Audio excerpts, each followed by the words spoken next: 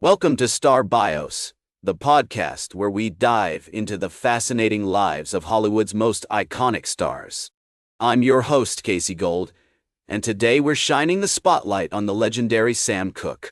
With a voice that could melt hearts and a career that spanned gospel, R&B, and pop, Sam Cooke left an indelible mark on the music industry. But before he became a household name, Sam Cooke was just a young boy, growing up in Chicago's South Side, surrounded by the vibrant sounds and rhythms of his community. Born on January 22, 1931, in Clarksdale, Mississippi, Sam Cooke was the fifth of 8 children to Reverend Charles Cooke and Annie Mae Cooke. His family moved to Chicago when he was just 2 years old, seeking better opportunities in the North. The Cookes settled in the Bronzeville neighborhood, a hub for African-American culture and entertainment during the 1930s and 1940s. Sam's early life was marked by the sounds of gospel music, which filled his church and home. His father, a Baptist minister, was a strong influence on his musical development, and Sam began singing in his church choir at a young age. As a child, Sam attended Harrison Elementary School, where he developed a passion for music and performance. He would often sing with his siblings, forming a makeshift family choir that entertained their neighbors and friends. The Cooke family lived in a small apartment above a funeral home on East 36th Street, and the sounds of the city, from the hum of the L train to the wail of sirens in the distance, became a constant backdrop to Sam's early life. In 1942, Sam began attending Doolittle Elementary School, where he met his first music teacher, Mrs. Mary Williams. She recognized Sam's exceptional talent and encouraged him to pursue music as a career. With her guidance, Sam formed his first singing group, the Teenage Kings of Harmony, with his friends and classmates. They performed at local talent shows and churches, honing their craft and developing a unique sound that blended gospel, doo-wop, and R&B. As Sam entered his teenage years, he began to explore his own creative voice, singing in local doo-wop groups and performing at talent shows. He attended Wendell Phillips High School from 1945 to 1949, where he met his mentor, Professor H.R. Crawford, a music teacher who recognized Sam's exceptional talent and encouraged him to pursue a career in music. Crawford provided valuable guidance and support during Sam's formative years, helping him develop his vocal technique and introducing him to the world of classical music. The historical context of Sam's early years was marked by significant social change. The 1940s saw the rise of the civil rights movement, with figures like Martin Luther King Jr. and Malcolm X beginning to make their mark on American society. Chicago, in particular, was a city of great cultural and economic upheaval, with African Americans migrating from the South to seek better opportunities in the North. This tumultuous backdrop would later influence Sam's music, as he tackled themes of love, social justice, and personal freedom. One of the most significant influences on Sam's early life was the gospel music scene, which was thriving in Chicago during the 1940s. He would attend concerts by legendary gospel groups like the Golden Gate Quartet and the Soul Stirrers, who would become a pivotal part of his future career. These experiences not only shaped his musical style, but also instilled in him a deep sense of spirituality and social responsibility. As we explore the early life of Sam Cooke, it becomes clear that his family, community, and cultural surroundings all contributed to the development of his unique artistry. The seeds of stardom were sown in those early years as Sam honed his craft, absorbed the rich musical traditions of his heritage, and began to forge a path that would ultimately lead him to become one of the most beloved and respected entertainers of his generation. The summer of 1949 marked a pivotal moment in Sam's life, as he graduated from Wendell Phillips High School and began to pursue music full-time. With the support of his family and mentor, he set his sights on a career in gospel music, joining the legendary Soul Stirrers and embarking on a journey that would take him to the heights of fame and success. In 1950, Sam joined the legendary Soul Stirrers, a gospel group that was already making waves in the music industry.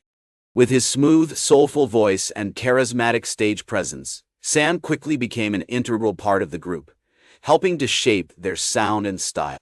During his time with the Soul Stirrers, Sam sang on several hit songs, including Jesus Gave Me Water and Peace in the Valley.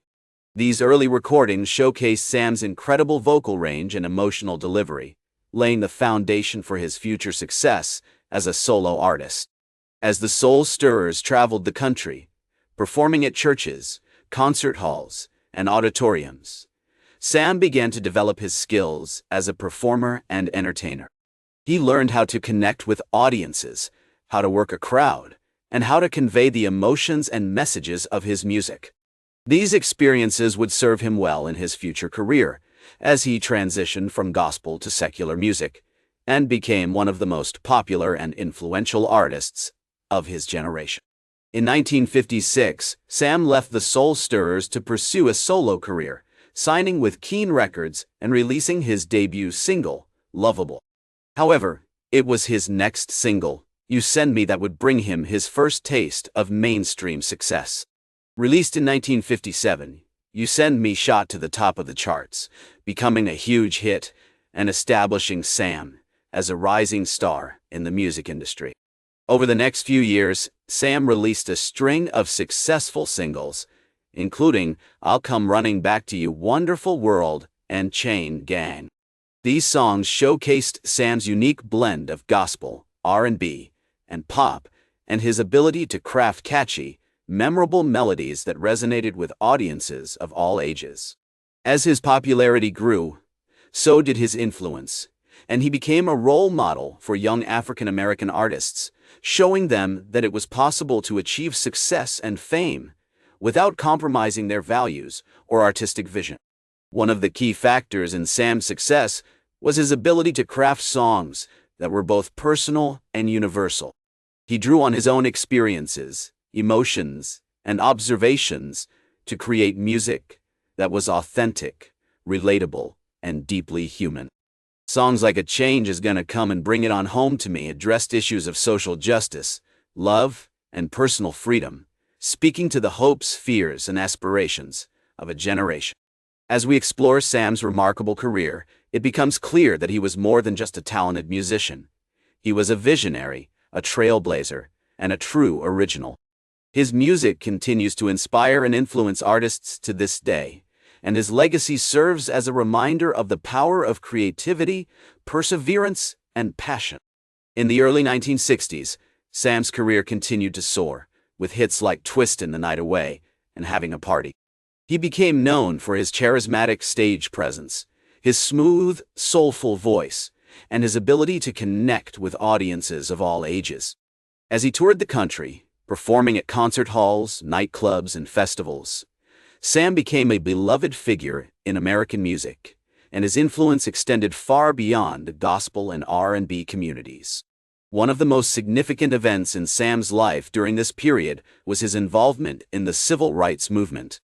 In 1963, he participated in the March on Washington, where Martin Luther King Jr. delivered his famous "I Have a Dream" speech. Sam was deeply moved by the experience, and it inspired him to write one of his most iconic songs, A Change Is Gonna Come. Released in 1964, the song became an anthem for the civil rights movement, with its powerful message of hope and resilience in the face of adversity. Tragically, Sam's life was cut short on December 11, 1964, when he was shot and killed at the Hacienda Motel in Los Angeles. The circumstances surrounding his death are still disputed to this day, but it is widely acknowledged that Sam's murder was a senseless act of violence that shocked and saddened the music world. Despite his untimely passing, Sam Cooke's legacy has endured, and his music continues to inspire and influence artists to this day. His unique blend of gospel, R&B, and pop has been cited as an inspiration by everyone from Aretha Franklin and Marvin Gaye to Prince and Beyoncé. And his commitment to social justice and civil rights has made him a role model for generations of musicians and activists. As we reflect on Sam Cooke's remarkable life and career, it is clear that he was more than just a talented musician. He was a true original, a visionary, and a trailblazer. His music continues to uplift, inspire, and change the world, and his legacy serves as a reminder of the power of creativity, perseverance, and passion. In the words of Sam Cooke himself, "A change is gonna come, and indeed it has." But even as we look back on the challenges and triumphs of his life, we are reminded that the music of Sam Cooke remains timeless, universal, and deeply human, a testament to the enduring power of art to transcend time, place, and circumstance. And so, as we bring this journey through the life and career of Sam Cooke to a close, we are left with a sense of awe, gratitude, and wonder at the incredible legacy he has left behind. His music will continue to inspire, uplift, and challenge us for generations to come, and his memory will remain a blessing to all who knew him, worked with him, or were touched by his remarkable gift. Thank you for joining me on this journey through the life and career of Sam Cooke. It has been an honor to share his story with you, and I hope that it has inspired you to explore his music, learn more about his legacy, and discover the enduring power of his art to change the world. That's all for today's Star Bios. Remember to like, share, and subscribe. And until next time, I'm Casey Gold reminding you to keep shooting for the stars.